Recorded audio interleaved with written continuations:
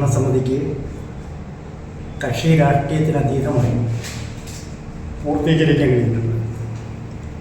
എന്നാൽ ഇത് ഫലപ്രദമായി ജനങ്ങളിൽ എത്തിക്കാൻ വേണ്ടത്ര കഴിഞ്ഞിട്ടില്ല.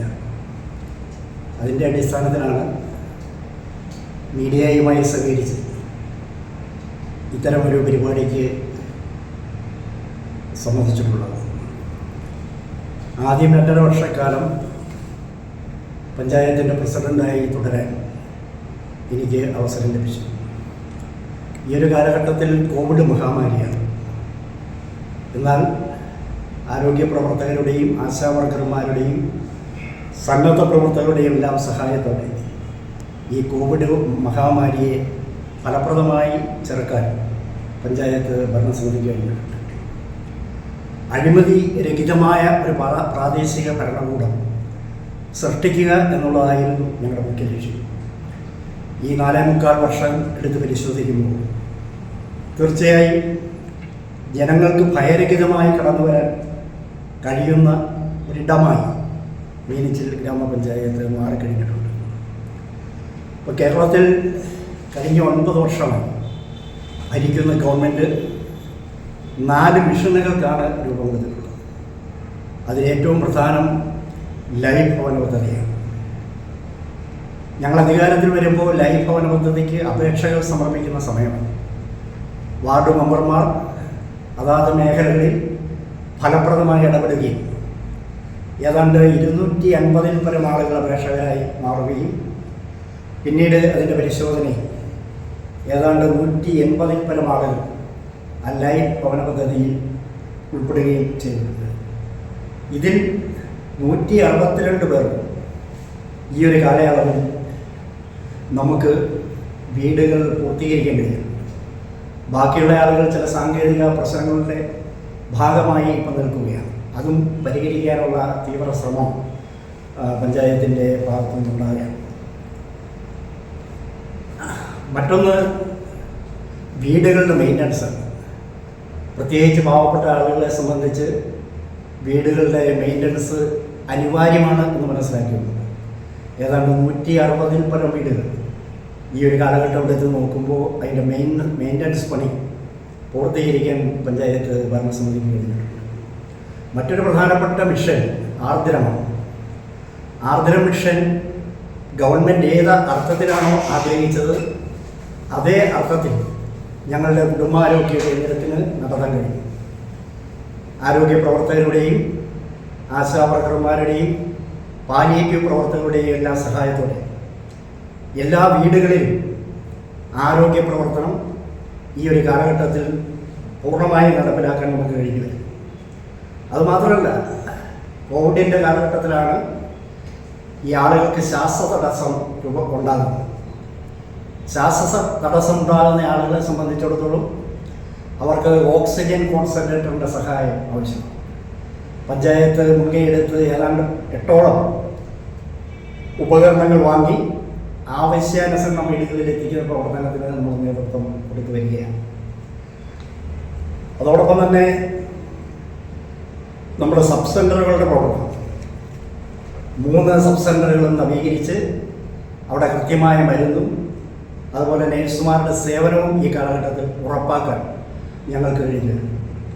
ഇപ്പം പൈക കേന്ദ്രീകരിച്ച് ഒരു സബ് സെൻ്ററിൻ്റെ അപാകത മനസ്സിലാക്കുകയും ഗവൺമെൻറ്റുമായി സഹകരിച്ച് 55 ലക്ഷം രൂപ മുടക്കി ഒരു സബ് സെൻ്റർ പൈക കേന്ദ്രീകരിച്ച് നടപ്പിലാക്കുന്ന പ്രവർത്തനങ്ങളിൽ ഭരണസമിതി ഏർപ്പെട്ടു വരികയാണ്. മറ്റൊരു പ്രധാനപ്പെട്ട കാര്യം, ഈ ഒരു കാലഘട്ടത്തിൽ കേരളത്തിലെ പൊതുവിദ്യാഭ്യാസം വലിയ ബുദ്ധിമുട്ടിലായി. അധ്യാപകരുടെ ജോലി തന്നെ നഷ്ടപ്പെടുന്ന സ്ഥിതി സർക്കാർ പള്ളിക്കൂടങ്ങളിൽ രൂപപ്പെട്ടു വരുന്ന ഘട്ടത്തിലാണ് കേരളത്തിലെ ഗവൺമെൻറ് പൊതുവിദ്യാഭ്യാസത്തിന് ഊന്നൽ കൊടുത്തുകൊണ്ടുള്ള പ്രവർത്തനം സംഘടിപ്പിച്ചത്. ഞങ്ങളുടെ പഞ്ചായത്തിലെ എല്ലാ ഗവൺമെൻറ് സ്കൂളുകളും ഹൈടെക് നിലവാരത്തിലേക്ക് ഉയർത്താൻ ഈ ഒരു കാലഘട്ടത്തിൽ ഞങ്ങൾക്ക് കഴിയും. സ്കൂളുകൾക്ക് ആവശ്യമായിട്ടുള്ള ഡെസ്ക്, മൈക്ക്, ബോർഡ്, അങ്ങനെ ടോയ്ലറ്റ്, എല്ലാ അടിസ്ഥാന സൗകര്യങ്ങളും മെച്ചപ്പെടുത്തുന്ന പ്രവർത്തനത്തിൽ പഞ്ചായത്ത് ഭരണസമിതിയുടെ കൂട്ടായ പ്രവർത്തനത്തിന് കഴിഞ്ഞിട്ടുണ്ട്. അതോടൊപ്പം തന്നെ മറ്റൊരു കാര്യം മാലിന്യ നിർമ്മാർജ്ജനം. മറ്റ് സംസ്ഥാനങ്ങളെ അപേക്ഷിച്ച് കേരളം അത് മുൻപന്തിയിലായി. എന്നാൽ പഞ്ചായത്തിൻ്റെയും ഗവൺമെൻറ്റിൻ്റെയും ഇടപെടലിൻ്റെ ഭാഗമായി മാലിന്യ നിർമ്മാർജ്ജന രംഗത്ത് സമ്പൂർണ്ണ മാലിന്യമുക്ത പഞ്ചായത്തായി മീനച്ചിൽ ഗ്രാമപഞ്ചായത്തിനെ മാറ്റാൻ ഞങ്ങൾക്ക് കഴിഞ്ഞിട്ടുണ്ട്. അതിൻ്റെ ഭാഗമായി ഹരിതകർമ്മസേനയുടെ പ്രവർത്തനം പ്രത്യേകമായി എടുത്തു പറയേണ്ടതാണ്. ത്യാഗപൂർണമായ അവരുടെ പ്രവർത്തനം ഇന്ന് നാട് അംഗീകരിച്ചുകൊണ്ട് എല്ലാ ആളുകളും മാലിന്യ നിർമ്മാർജ്ജന പരിപാടിയുടെ ഭാഗമായി മാറുകയാണ്. ഏറ്റവും വൃത്തിയായി തൻ്റെ വീടും പരിസരവും സൂക്ഷിക്കുന്ന ആളുകൾക്ക് പ്രത്യേകമായ അവാർഡുകൾ പഞ്ചായത്ത് ഭരണസമിതി നൽകുന്ന രംഗത്തും മാതൃകാപരമായി പ്രവർത്തിക്കുകയാണ്. മറ്റൊന്ന്, ജനങ്ങളെ ബാധിക്കുന്ന ഏറ്റവും വലിയ അടിസ്ഥാന വിഷയം കുടിവെള്ളം. ഇപ്പം മീനച്ചിൽ ഗ്രാമപഞ്ചായത്തിൻ്റെ 13 വാർഡുകളിലായി 27 ജലനിധി പദ്ധതികൾ പ്രവർത്തിക്കുകയാണ്. സമയാസമയങ്ങളിൽ ഓരോ ജലനിധി പദ്ധതികളിലും വന്നിട്ടുള്ള പോരായ്മകൾ മനസ്സിലാക്കി അതിൻ്റെ അറ്റകുറ്റപ്പണികൾ പൂർത്തിയാക്കി കൃത്യമായി ശുദ്ധജലം വീടുകളിൽ എത്തിക്കുന്ന രംഗത്തും പഞ്ചായത്ത് മാതൃകാപരമായി പ്രവർത്തിക്കുകയാണ്. അതുമാത്രമല്ല, ജൽജീവൻ മിഷനുമായി ബന്ധപ്പെട്ട് 3 ഇടങ്ങളിൽ 10 സെൻറ്റ് സ്ഥലം വാങ്ങി അതിൻ്റെ ടാങ്കിൻ്റെ പ്രവർത്തനം ഇപ്പോൾ ആരംഭിച്ച് വരികയാണ്. മറ്റൊരു കാര്യം പശ്ചാത്തല മേഖലയാണ്. മീനച്ചിൽ പഞ്ചായത്തിൽ ഞങ്ങൾ അധികാരത്തിൽ വരുമ്പോൾ ഏതാണ്ട് 40% റോഡുകളും ഗതാഗത യോഗ്യമല്ലായിരുന്നു. എന്നാൽ പഞ്ചായത്തിൻ്റെ കൂട്ടായ പ്രവർത്തനത്തിൽ അവിടെ ഭരണപക്ഷമോ പ്രതിപക്ഷമോ എന്ന് നോക്കാതെ ഓരോ വാർഡുകളിലും ഏറ്റവും മോശമായിട്ടുള്ള റോഡുകൾ ഏതാണ് എന്ന് പരിശോധിച്ച് അതിന് മുൻഗണന നൽകി പഞ്ചായത്തിലെ ഏതാണ്ട് 80% ഗ്രാമീണ റോഡുകളും ഈ ഒരു കാലഘട്ടത്തിൽ സഞ്ചാരയോഗ്യമാക്കി മാറ്റാൻ ഈ ഭരണസമിതിക്ക് കഴിഞ്ഞിട്ടുണ്ട്. അതാണ് എടുത്തു പറയേണ്ട കുടിവെള്ള പദ്ധതി പാറപ്പള്ളി 10 വീട് കുടിവെള്ള പദ്ധതി, പാറപ്പള്ളി സെറ്റിൽമെൻറ്റ് കുടിവെള്ള പദ്ധതി, പൈക മാർക്കറ്റിംഗ് കുടിവെള്ള പദ്ധതി. ഇതെല്ലാം പ്രത്യേകം എടുത്ത് പറയത്തക്ക കുടിവെള്ള പദ്ധതിയാണ്. കിഴവറയാറ് കുടുംബാരോഗ്യ കേന്ദ്രത്തിൽ ആവശ്യത്തിനുള്ള കുടിവെള്ളം എത്തിക്കുന്നതിനുള്ള പദ്ധതി അവിടെ നമുക്ക് പൂർത്തീകരിക്കാൻ കഴിഞ്ഞിട്ടുണ്ട്.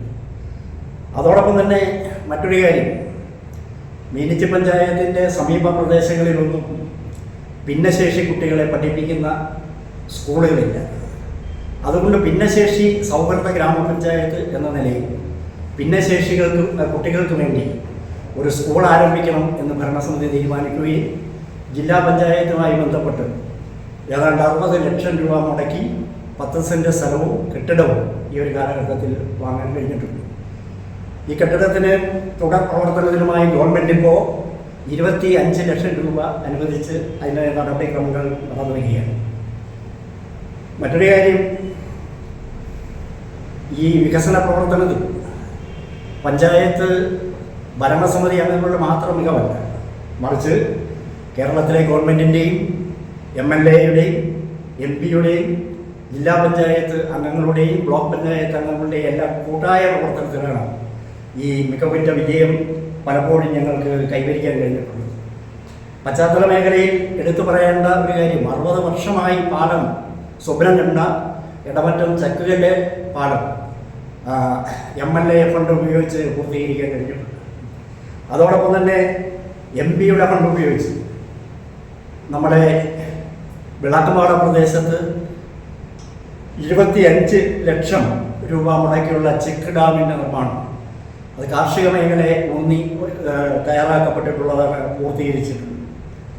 അതുപോലെ തന്നെ 60 വർഷം വഴി എന്ന് പറയുന്നത് സ്വപ്നം കണ്ടിട്ടുള്ള പാറപ്പള്ളിയിലെ ജനങ്ങൾക്ക്, അവിടുത്തെ സെറ്റിൽമെൻറ്റ് മേഖലയിൽ താമസിക്കുന്ന ആളുകൾക്ക് വഴി അവരുടെ എല്ലാ വീടുകളിൽ എത്തിച്ചു കൊടുക്കാൻ ഈ ഒരു കാലഘട്ടത്തിൽ കഴിയും. അതുമാത്രമല്ല, ലൈഫ് ഭവന പദ്ധതിയിൽ ഉൾപ്പെടുത്തി ആ മേഖലയിലെ 22 വീടുകളിലെ അംഗങ്ങളെ കൊണ്ട് അപേക്ഷ കൊടുപ്പിക്കുകയും മുഴുവൻ വീടുകളും ഈ ഒരു കാലയളവിൽ ആ കോളനിയിൽ അതിമനോഹരമായി പൂർത്തിയാക്കാൻ ഭരണസമിതിക്ക് കഴിഞ്ഞിട്ടുണ്ട്.